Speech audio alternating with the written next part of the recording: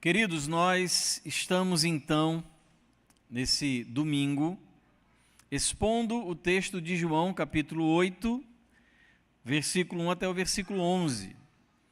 O texto conhecido como Jesus e a mulher adúltera, ou em algumas outras versões, tem um título de Jesus e a mulher pega em adultério, enfim, tem várias maneiras. Esse texto do Evangelho de João, ele é profundamente inspirador. É um texto belíssimo, porque mostra uma história que tinha tudo para ter um fim trágico, mas tem um fim inesperado. Aqueles plot twist digno de Netflix, Prime Video. O fim é inesperado. A história ela começa com um tumulto, começa com violência, ódio e termina com perdão. Mas essa história, queridos, não é apenas uma história sobre uma mulher que foi pega em adultério, ou também não diz respeito apenas a uma mulher que está colocada de maneira humilhante diante de religiosos intransigentes. Essa história não trata apenas sobre um acontecimento na Palestina do primeiro século. Não é só um evento passageiro e muito conhecido na vida e no ministério de Jesus. Na verdade, essa história é sobre os nossos pecados. É sobre o que os nossos pecados fazem conosco e o que Jesus quer fazer com os nossos pecados. Então, essa história da mulher pega em flagrante adultério não é só uma história sobre aquela mulher, é uma história sobre nós, é uma história sobre mim, é uma história sobre você, é uma história sobre todo pecador. Nós encontramos nesse capítulo 8, 1 a 11, a revelação do pecado. É-nos dito nesse texto que enquanto a festa dos tabernáculos era desfeita, como nós compartilhamos em 2 domingos anteriores, como a festa era celebrada com cabanas, as pessoas morando durante um tempo em cabanas, as pessoas vivendo para lembrar daquele tempo outrora vivido na peregrinação do deserto, enquanto eles moravam em cabana, tanto que o capítulo 7 de João, lá no versículo 53, ele vai dizer, e cada um foi para a sua casa, quer dizer, cada um desfez a sua tenda, cada um desarmou a sua barraca, e voltou para o seu lar, voltou a morar dentro da sua casa, ou então se dirigiu para a região aonde morava, porque como os irmãos aprenderam, a festa dos tabernáculos era uma das 3 festas de procissão, onde todo judeu apto acima de 20 anos deveria se dirigir a Jerusalém para celebrar essas 3 festas. Então, terminada a festa, o que acontece? As tendas, os tabernáculos, as cabanas são desfeitas e as pessoas então voltam a viver normalmente as suas vidas. Jesus, por outro lado, segundo o início do capítulo 8, versículo 1, ele se dirige ao Monte das Oliveiras. Capítulo 8, Jesus, no entanto, foi para o Monte das Oliveiras. O que isso significa? Possivelmente, o que esse texto significa é que Jesus, após o término da festa dos tabernáculos, tenha tomado o caminho de Betânia, através do Monte das Oliveiras, para ficar na casa do seu amigo Lázaro. Aquele Lázaro que foi ressuscitado por Jesus, aquele Lázaro, irmão de Marta e Maria. O que aconteceu então é que após o término da festa, Jesus, ele como não tinha lugar para ficar em Jerusalém, ele vai para a casa de um amigo, que era a casa de Lázaro, que ficava a cerca de 3 quilômetros de caminhada de Jerusalém. Então ele pega o caminho do Monte das Oliveiras e provavelmente tenha se dirigido à casa de Lázaro, naquela vila que a gente conhece como Vila de Betânia. Ou então, é uma outra possibilidade também, de que ele tenha se dirigido ao Monte das Oliveiras para passar a madrugada em oração. É possível que isso tenha acontecido. Ora, ou talvez as duas coisas, ele tenha passado um tempo em oração e tenha então se dirigido à casa de Lázaro. Mas o que acontece pela manhã novamente, lá está Jesus, novamente no templo ensinando. Ele está ensinando no templo. Enquanto ele ensina, enquanto ele está gastando o seu tempo ensinando as pessoas dispostas a ouvir, ele estava sentado, eis que um outro grupo se aproxima de Jesus.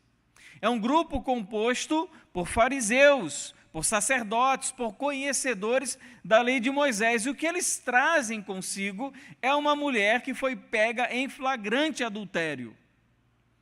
A cena é marcante, né? Jesus ele está assentado, a mulher é colocada em evidência no centro da multidão, e nós encontramos ao redor daquela mulher os seus acusadores. Então, está composto ali um tribunal. Nós temos um juiz, que seria Jesus, nós temos os acusadores, os fariseus, sacerdotes, e nós temos a ré, que é aquela mulher que foi pega em adultério.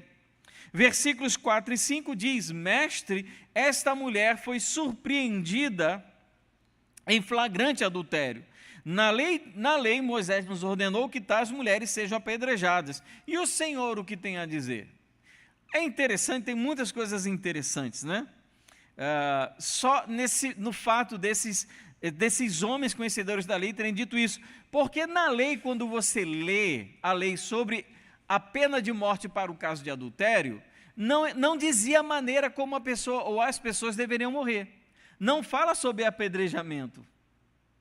Mas a interpretação rabínica daquela época dizia que a maneira adequada de se matar pessoas condenadas por serem adúlteras era por apedrejamento, né? O grande detalhe é que essa lei ela não valia só para a mulher, ela valia para a mulher e para o homem que estivesse com ela. E a questão óbvia que se levanta nisso é: cadê o homem? Porque uma mulher ou um homem não podem adulterar sozinhos. Se existe uma relação de adultério, existe uma relação da mulher com aquela outra pessoa. Cadê essa pessoa? Aonde ela está? Talvez a mulher tenha passado a noite toda com o amante, tendo sido descoberta logo pela manhã. Mas onde está o homem? A punição deveria ser para os dois. Levítico 20, capítulo 20, versículo 10, Deuteronômio capítulo 22, versículo 22, homem e mulher deveriam ser mortos. E outra coisa, cadê o marido dessa mulher no tribunal? Aonde ele está? Ele deveria fazer parte daqueles acusadores, mas ele sequer é identificado. Então, o caso em si é muito estranho, é muito complexo, porque as coisas não estão bem estabelecidas ali. Eles chamam Jesus de mestre, o que é uma clara provocação, já que nenhum deles ali reconhecia a autoridade de Jesus, né? Tem um comentarista que eu gosto muito, que é o Matthew Henry, ele diz que com adulações eles o atraíam a uma cilada. Então eles chamam de mestre porque estavam ali para enganar. E eles criam então uma cilada perfeita. Com aquela situação, com a mulher pega em adultério, diante de Jesus, a cilada perfeita está lançada. Versículo 6 diz que eles falavam dessa maneira porque eles queriam ter alguma maneira, alguma forma de acusar Jesus. Olha, não havia nenhuma razão para eles pensarem que Jesus tinha autoridade judicial para julgar aquele caso. Jesus não fazia parte do Sinédrio.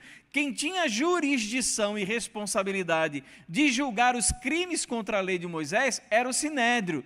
Quem fazia parte do Sinédrio? Os fariseus. Porque eles não julgavam. Porque eles não resolviam aquela questão que pela lei já estava resolvida.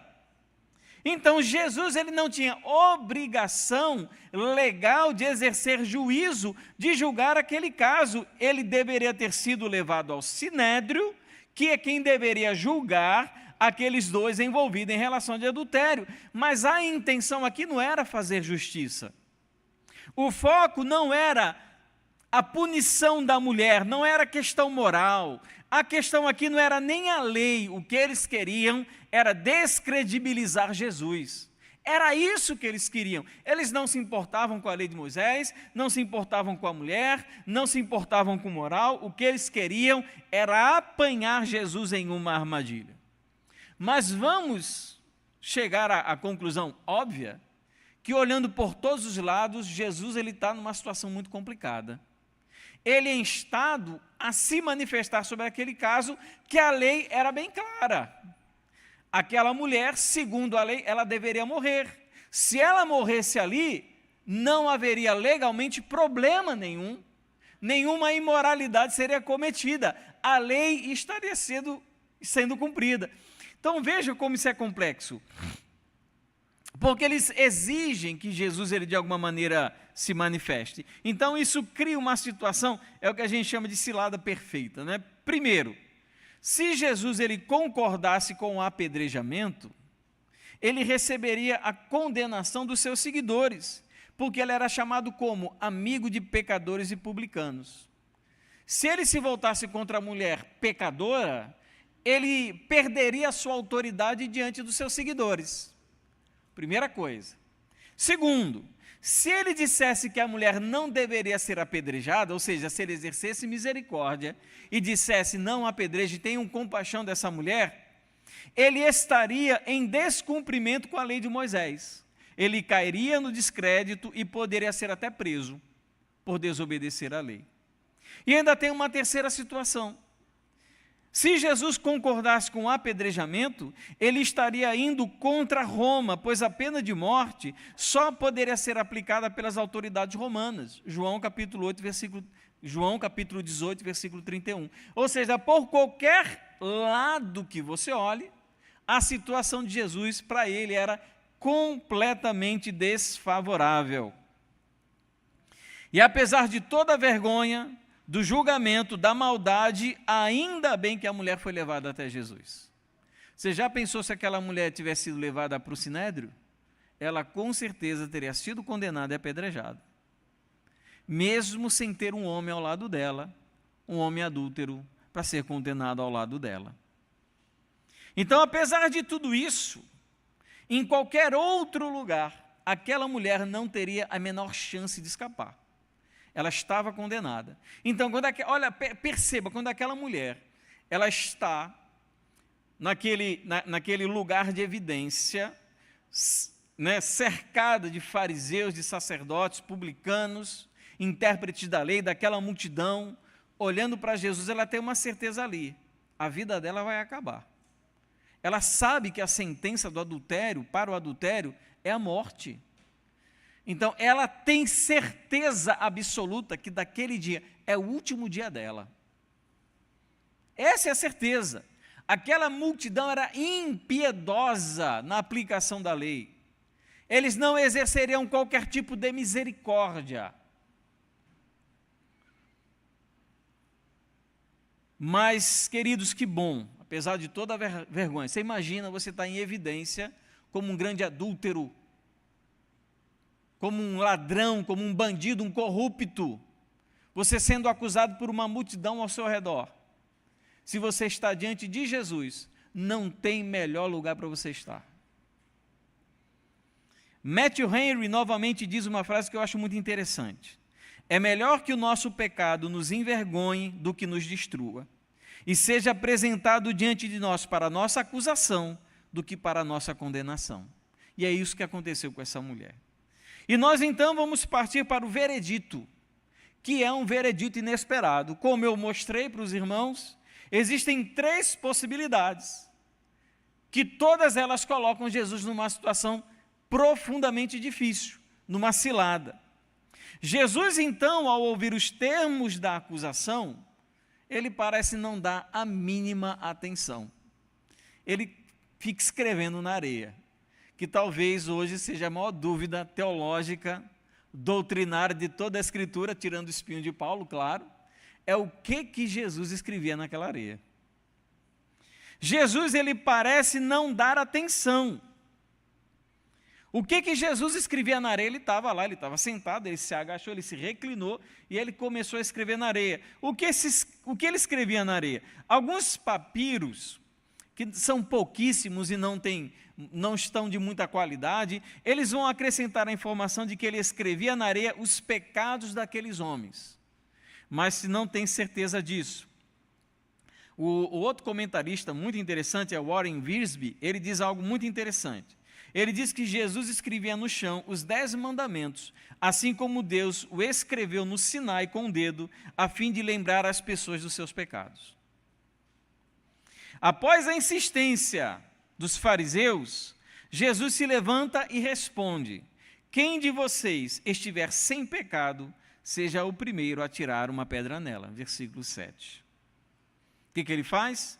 Senta, se reclina e volta a escrever. Assim, esses homens acusados pela consciência começam a sair todos, a partir dos mais velhos, porque, segundo a lei de Moisés, os acusadores e os mais velhos seriam os primeiros a apedrejar. Quando vão saindo um por um, os mais velhos, até os mais jovens, não ficarem nenhum dos acusadores, fica apenas Jesus e aquela mulher. E nós temos então uma terceira e última cena profundamente tocante, onde Jesus ele concede perdão àquela mulher.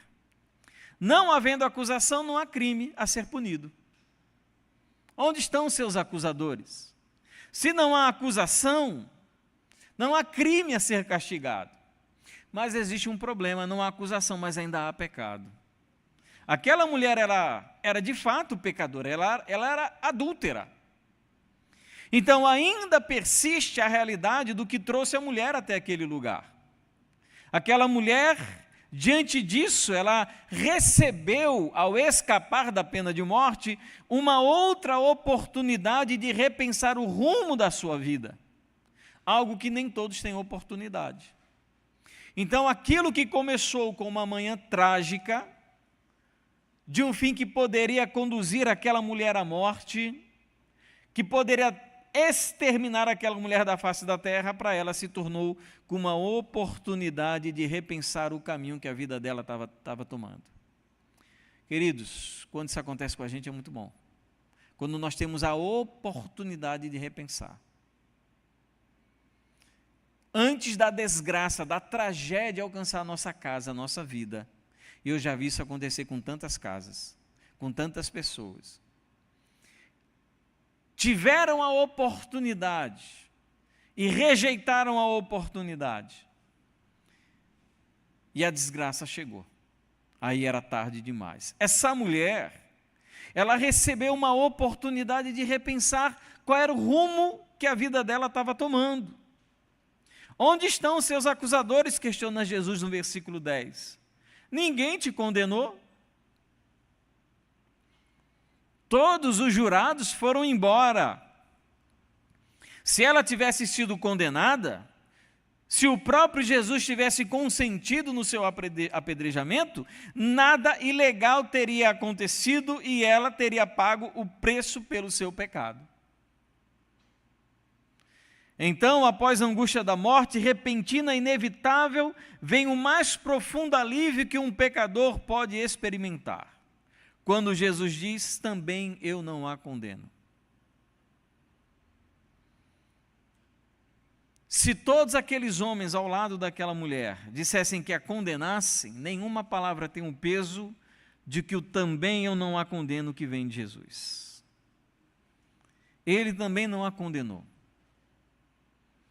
Que exercício sublime de grande compaixão e misericórdia. Ela está sem saber, diante do Deus Santo, do Deus puro, do Filho de Deus. Mas aquele é um momento não só para perdão, mas é um momento de decidir mudar. Porque ele diz o que para aquela mulher? Vá e não peque mais. Talvez não haja uma segunda oportunidade. Vá e não peque mais. É o momento da decisão de mudar o rumo que a vida toma. Queridos, essa é a explicação para um texto que nós já sabemos e conhecemos com muita facilidade. Mas eu quero fazer algumas aplicações que eu julgo bem relevantes para nós nessa manhã. É certo, queridos, dizer que a descrição desse evento é um relato da nossa própria vida. Nós somos como aquela mulher adúltera. Por quê? Primeiro por causa do problema do pecado.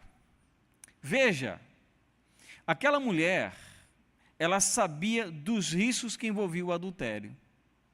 E mesmo assim, ela encarou alegremente todos esses riscos. Ela sabia que viver uma vida de pecado, viver uma vida desobediente, que viver uma vida de desonra a Deus, de desonra ao seu marido, de desonra à sua família, poderia lhe trazer grandes consequências ruins. E mesmo assim, ela decidiu enfrentar e encarar todos esses riscos. Até que a consequência chega, a gente começa a repensar. A gente não é assim? A gente brinca, a gente faz de conta que não é nada grave, nada sério, a gente trata com pouca importância as coisas que nós fazemos que são erradas, as nossas decisões, as nossas atitudes, nosso comportamento, nós sempre estamos subestimando as consequências dos nossos pecados, até que eles se apresentem diante de nós como grandes acusadores. Porque assim, queridos, é o pecado ele cega, tanto que você não consegue sentir-se em pecado, não é assim? Você não sente que o que você está fazendo está errado, que o que você está fazendo é pecador, que Deus abomina, odeia o que você está fazendo, você fica cego. Então, quando você está envolto na névoa escura do pecado, a primeira coisa que acontece é a cegueira, você não consegue olhar para você mesmo como alguém pecador. A nossa sociedade, ela desenvolve muitos elementos que nos ajudam a conviver com coisas que Deus odeia. Você tem o direito de ser feliz, isso é só uma construção social, não é? Deus, ele está mais preocupado com sua felicidade, Deus, ele quer o seu bem, então seja feliz, faça o que você quer. O que é isso? É cegueira espiritual, a pessoa não consegue se aperceber como alguém que está caminhando distante de Deus, então cega, ela também distorce as coisas. Quando a gente está envolvido no pecado, o que a gente pensa? Que quem está falando para que nós nos arrependamos quer o nosso mal, e quem nos incentiva ao pecado quer o nosso bem. Isso é distorção da realidade. Aquele irmão que vem exortar, que vem com amor nos repreender e nos confrontar, o que as pessoas falam? O pecador, esse daí só quer meu mal, ele quer a minha desgraça, ele não me ama. E vem aquela cambada de adulador do Satanás, aquela cambada de enviado do cão, alisar o nosso ego, dar sustentação à nossa pecaminosidade, e a gente acha que isso é amor. Meu irmão, deixa eu lhe falar, na primeira oportunidade, é igual aquele homem adúltero, ele foge e deixa a mulher morrer sozinha. Vai embora. Ele engana você. Ele lhe promete coisas que ele nunca vai dar. Nunca vai lhe proporcionar. Você nunca vai ser feliz desobedecendo a Deus. A felicidade, a alegria, a satisfação plena, elas não vêm pela desobediência e pela desonra a Deus. E ela, pior de tudo, ela endurece o nosso coração. O pecado, ele endurece o nosso coração. Tem a palavra, inclusive, grega para endurecimento de coração, esclerocardia, de onde vem a nossa palavra esclerose, né? O coração, ele fica duro, esclerocardia, ele fica como pedra, ele não consegue mais sentir e não consegue mais se arrepender. Esse é o último estágio antes de chegar à condenação. Antes de você ser colocado à frente do tribunal para ser julgado como um pecador que merece ser apedrejado. Nós sabemos dos riscos que envolvem a prática de cada um dos nossos pecados. Seja passar muito tempo na internet, seja ficar trocando piada jocosa com mulher no trabalho, seja ficar assistindo sites sozinhos de madrugada, sites que não deve, todos nós sabemos e mesmo assim encaramos os riscos. De boa, tranquilo, como aquela mulher, finalzinho da festa dos tabernáculos, lá vai ela, faceira, crente que ninguém sabia, se encontrar com a amante. Até que chega o dia em que nós devemos lidar com a consequência de cada uma dos nossos erros, dos nossos pecados e iniquidades. Chega o dia.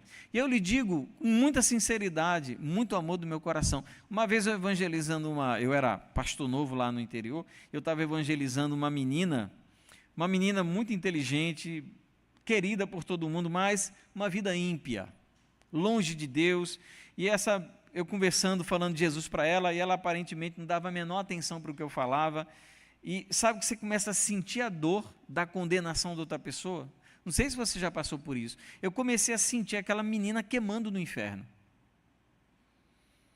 E eu cheguei para ela e disse: fulana, se você não se converter, você vai perecer eternamente. Isso é sério que eu estou falando para você. Depois ela se converteu. Ela e a família dela, para a glória do Senhor. Mas todos nós vamos ter que lidar com as consequências. E o que eu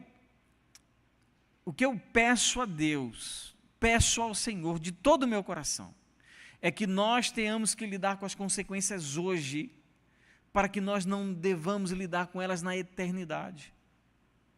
É melhor você ter que lidar com as consequências dos seus erros agora, se arrepender, confessar, buscar restauração, buscar renovação espiritual, do que ter isso guardado para a eternidade, porque lá não vai ter um Deus que diga: eu não te condeno. Ele vai dizer: você está sim condenado. Então, primeiro, queridos, o que esse texto nos mostra é o problema do nosso pecado. Segundo, esse texto também nos mostra a solução para o pecado. O pecado arrastou a mulher adúltera até Jesus, e assim deve acontecer com todo pecador.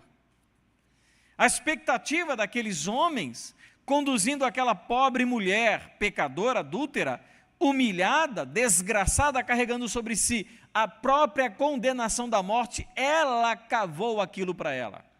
Foi opção, ela escolheu aquilo, ela levou sobre ela toda a sua iniquidade, e quando ela chega diante de Jesus, arrastada aquela mulher, ela então alcança graça, compaixão e misericórdia.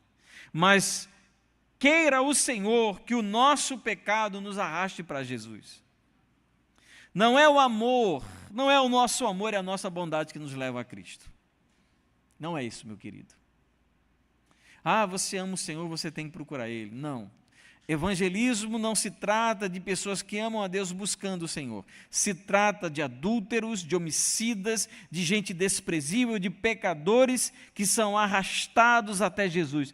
Quem nos leva para Cristo é o pecado, é a dor, é a humilhação, é a vergonha, é a morte. São essas coisas que nos levam para Jesus. E quando nós, no nosso evangelismo, na nossa pregação, nós omitimos essa realidade de que pecadores vão para o Senhor arrastados pelos seus próprios pecados, nós estamos impedindo as pessoas de conhecer o verdadeiro Evangelho. O que deve acontecer é que todo pecador seja arrastado até Jesus, mas não para ser apedrejado. Nós não estaremos entre os apedrejadores dos pecadores que se entregarão ao Senhor. Nós não estaremos entre os apedrejadores daqueles que querem matar os pecadores arrependidos. O que deve acontecer é que todo pecador seja arrastado até Jesus e que de lá ele saia só após ser perdoado. Essa é a solução para o pecado. Que o nosso pecado nos humilhe, nos destrua, nos coloque de joelhos, acabe com todo o nosso orgulho, nos reduza a nada, para que, sendo nós um nada como de fato somos, diante de Cristo possamos ouvir dele, que nós não seremos condenados. E 3, nesse texto nós encontramos a resposta para o pecado. Qual é a resposta de Jesus para aquela mulher? Ninguém te condenou, eu também não te condeno. Vá e não peques mais. Porque Cristo é uma oportunidade de mudarmos o rumo de uma vida de pecado, por mais sedutor, prazeroso, delicioso e irresistível que ele possa parecer ser. Meu querido, por mais que seja delicioso o seu pecado, sedutor, por mais que ele lhe engane, lhe iluda, não vale a pena a sua eternidade. Em Cristo, então, nós temos a oportunidade de recomeçar, de lutarmos contra o nosso pecado. Por isso Cristo fala para aquela mulher: vá, não peque mais. Nós encontramos o problema do pecado, a solução para o pecado e a resposta para o pecado.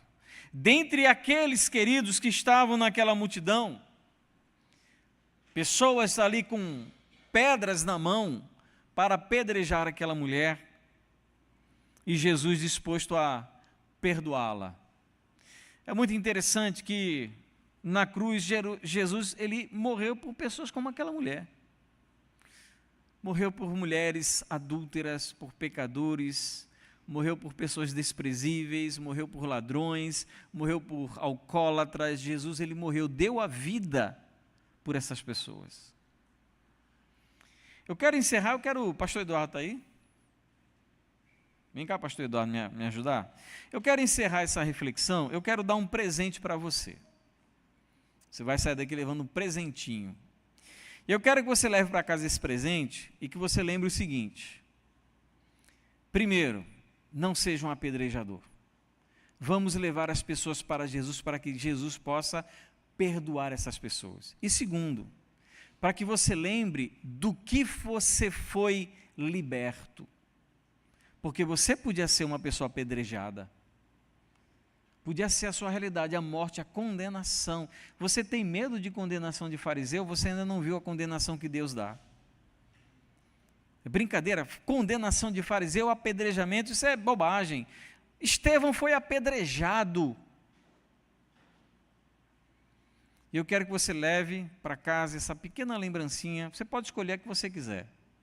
Que você lembre, não seja um apedrejador. Leve os pecadores a Cristo, para que eles saiam de lá convertidos. E para que você lembre que você experimentou libertação do apedrejamento. Vem cá, pastor Eduardo.